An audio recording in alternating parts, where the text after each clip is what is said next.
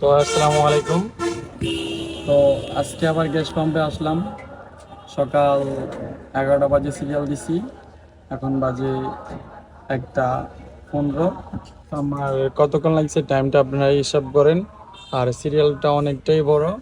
আর অনেকটা বড় গেলে তাও ভুল হবে, কারণ একলাসপুর থেকে গ্যাস নিচ্ছি, ফুলের ওই পাশ থেকে সিরিয়াল দিছি। এই হবে পাম্পের নজলের সামনেও আসেনি এখনো, নজল ওই জায়গায়, আমি এই জায়গায়।